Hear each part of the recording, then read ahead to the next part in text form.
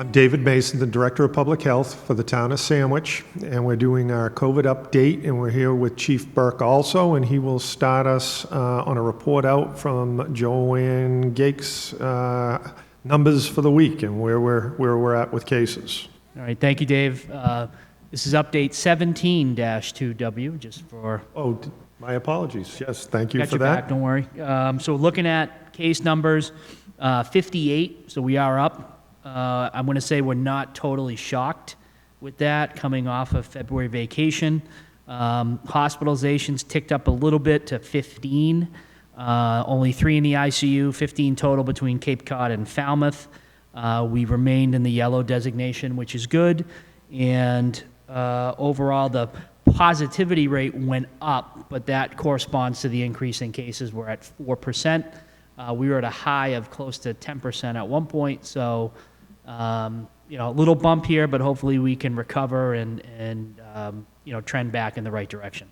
What's interesting is this has cycled, really, this has become predictable. Yes. Based on incidents, what's coming up, because we had talked, in the COVID group had talked prior to February vacations that we're going to see an uptick. Yep. And sure enough, it's there. So if it's predictable, it's preventable. So it's just a matter of, it's not an issue of not doing certain things, it's how you do those certain things and being smart about it. So we just, we're asking people, we're going into April vacation and we're asking people just be smart about what you do. There's still the ability for some level of get together. You don't need to be in total isolation, but it's being smart about, keeping your space with people. As the weather warms, you're seeing people out in the yards on the weekend with the fire pits going. Yep. That's okay. Just be smart about what you do and keep your space from people. At this point, too, as far as vaccinations, that's always the hot topic right now. What do we have for updates on that, Chief? So we did 2 second shot clinics this week for 85 plus. I will say from a personal, this is just my personal view, it's great to see us being able to serve our most vulnerable residents in town, in a location with familiar faces. I think we can't underscore that, the importance of that. I think it's lost at some of our state and federal leaders, but our ability to be able to do that, I think, is important. So we're able to do that. This week, we have one more on Wednesday next week. That will clean up the 75, 85 plus that we had the ability to do. It does not eliminate, the list. So that part is good. We did work on a vaccine program for Upper Cape educators. It mirrored basically the public safety program. It was a fairly light lift on my part to transition the plan over, and Rep. Steve Zaros worked hard on putting it together. The state's going in the direction of the federal pharmacy program, which they announced, which is their choice. But we're prepared in case we need to resurrect the plan. And I think it's important for people to understand when we look at planning like this, some people may say it's a waste, did you think you were going to get the vaccine? But I think it's important that when you do a plan ahead of time, we could be looking at booster shots in October, November, and we will have a plan that's already been vetted and worked out. So we're always in the background, with planning to make sure that we have all of our bases covered as we move forward. The teachers will have the opportunity through CVS and starting March 11th at the mass vaccination sites. And it looks like they're going to make some specific days available for teachers, so that's great on the weekends. And again, you don't want school impacted with vaccine shots. So hopefully we get there, we get the educators, and then we're looking at critical infrastructure next, and we're always looking down the road. So we'll have our water district, DPW employees, grocery store workers, and eventually in 6 to 8 weeks, and I think we've talked about this, that if the vaccine loosens up and we can take some vaccine back here, I would love nothing more than to set up the wing school like we did in the fall for what we call cleanup shots. Those people that are on phase 4 or way on the back end, or those who decide now that they do want a vaccine, we'll be able to hopefully service them through that drive-through plan, and we can push through a good amount of people per day through that particular site. Just a couple follow-ups to your comments, Chief. One is the As far as the planning too, as I just said, we can predict the cases based on situations coming up. We cannot predict the direction the state is going. Yep. So we're continually shifting and trying to predict the direction and plan for that, so we're not caught short, and you've done a great job at that. And that's really the purpose of the planning, is just to be ready for any direction that the state may take us at this point. And I think the homebound program, which Senator Sear and the folks have worked really hard to push forward, we're going to see the fruits of that labor here coming up with the 3 designated distribution sites: Community Health Center at Cape Cod and Mashpee, Harbor Health in the Barnstable area, Outer Cape Health Services down Cape. We've met with our designated district area here at Community Health Center at Cape Cod. We're ready. We've identified, not everybody, but we have the initial list, and I know that we're going to add people onto that. But we have a plan all set with personnel, with timing. And an interesting partner in this, believe it or not, is the Postal Service. Because when you talk about homebound delivery, they deliver the mail every day. They do an excellent job in route planning. So being able to pick the brain of those folks just to make sure we're doing the biggest bang for our buck and most efficient, we feel pretty good about the homebound program and how that is going to work. And it looks like the state's going to come through for us with that. So I'm very happy to report, with a lot of hard work by a lot of people, that hopefully we can take care of our most vulnerable residents here in Sandwich. The Sandwich Fire Department, with the town nurse, partnering with Community Health Center at Cape Cod, will be out to take care of these folks. And again, Susan Morancic at COA, Joanne as the town nurse, have done an excellent job identifying those people. And we do still have the COVID hotline operating. We'll ask for the number to be put up on the screen, and we're still operating that number. And I think it's fair to say, if we do have homebound in a situation that, you cannot get out of the house, and we know it changes, because surgery creates problems, there's multiple things that create issues that an individual of an age cannot get out of the house. Call that hotline and leave that information there and put it on our radar. It would be helpful, and we'll see what we can do as we plan forward. I agree. Fair enough to say on Yeah, that? I think that's good to identify.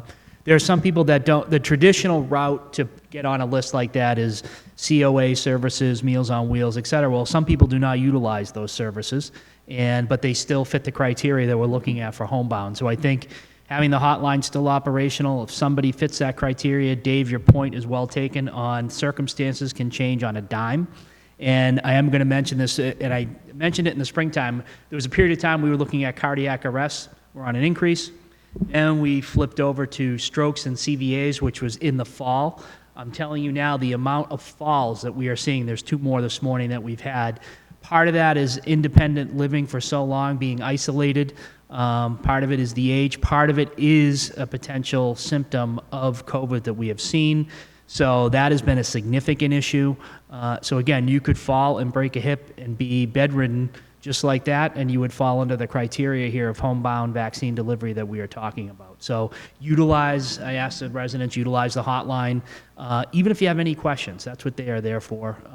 It could be routed in the right direction, and we can move forward on it. Perfect. And just as far as the clinics that we have been holding for the 85 plus, to follow up on what Chief had informed you of those, a lot of the feedback is appreciation as far as, and the comments are, we wish the team in Sandwich would take over the vaccinations for the state, which is appreciated. We'll take that as a compliment. There's a lot more to it than that, but the point is not missed, because I think, as you have said, receiving those personal calls and being able to reach out to them to fit that age group in has worked out very well. It's also become the vaccination clinics a social opportunity too, because they've missed a lot of their friends and neighbors. Correct. And they have an opportunity to see them in passing there. So, as long as we keep to the schedule and the state does, we'll get to a point, at some in the future, as far as a more social ability of people to get out and about. Yep. So, I agree. Any other thoughts we have on vaccinations coming up at this point? So nothing really on vaccinations. I'll just, and I always mention this, the 90-day outlook. So we're always projecting 90 days out. So what's in our 90-day calendar right now? Town meeting, which we've talked about, high school graduation, which Jim Mulcahy at the high school and Dave are working diligently on. So we're excited about that. The election, the local election. So those are three of the big things that we have on the radar leading up to June, and then we'll take another look at what the summer is going to look like, and then believe it or not, we're right back into school reentry as we get into July and August. Okay, so let's talk about, travel guidelines, because I think, in these clinics, there were people asking a lot of questions, does it ease the travel guidelines? And it's, as far as at the moment, it does not ease the travel guidelines. I think what they'll be looking for is the state is probably looking at vaccination, throughout the country in terms of rates, and I'm sure they have a certain vaccination rate in mind in order to allow the easing of the travel guidelines relative to having vaccination. Everyone we've spoken to have suggested that they keep their vaccine card, keep it handy. I know a lot of, because we did the police and fire, they were very smart commenting they're going to have it laminated just to protect it, because it will probably be a valuable tool at some point in time. Yes. With that.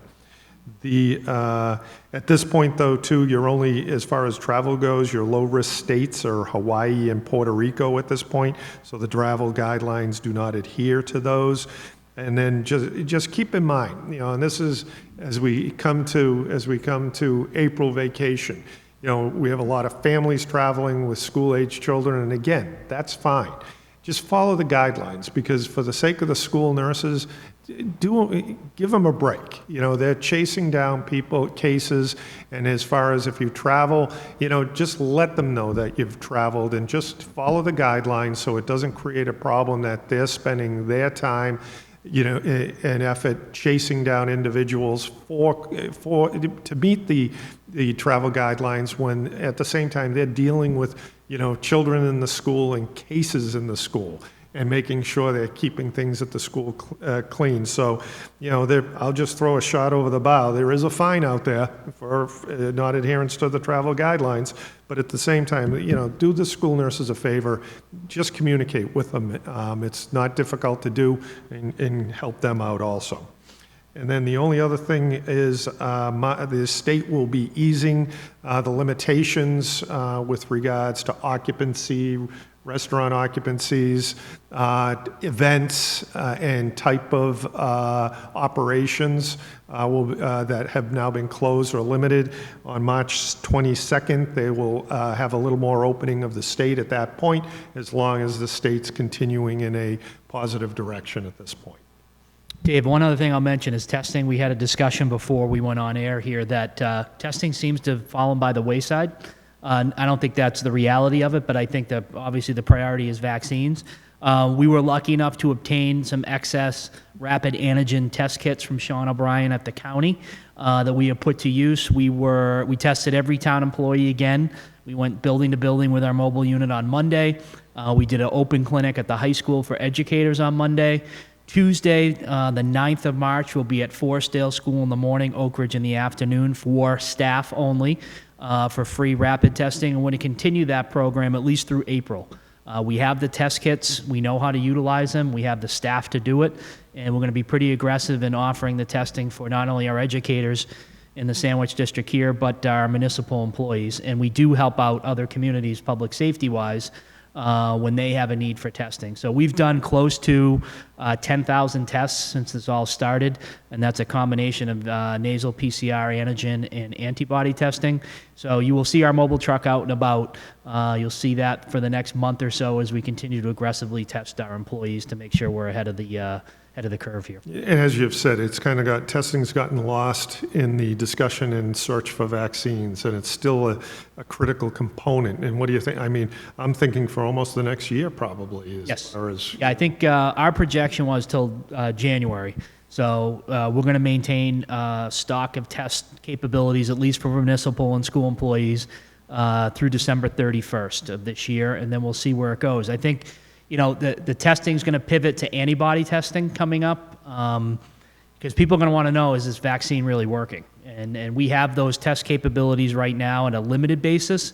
They are coming out with a neutralizing antibody test that's coming out of a company in Florida that we have beta tested, and if it gets FDA approved, we're going to purchase that. So at least our school folks and our municipal employees will know that the vaccine efficacy is working for them. And again, it's testing will just go round and round, I think, for the next 8 to 12 months, and at least having the capability, not that we're going to test everybody, but we have the capability to do that, to adhere to either travel guidance or symptomology or whatever comes up.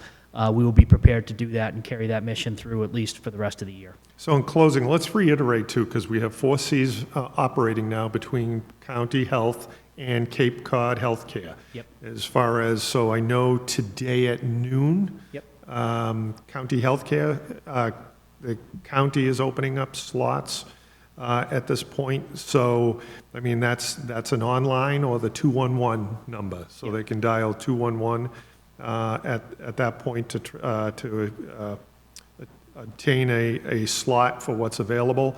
And again, you just have to be a little persistent. All of us have gone online to see what it's like to work in the online. And we understand it's not that easy. They're slowly making changes, for their online application.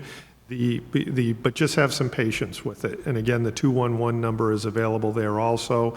And then we are aware that Cape Cod Healthcare is reaching out to people. We did supply a list. And some of those people with Cape Cod Healthcare providers, you can reach out to your provider just to determine a status with that also.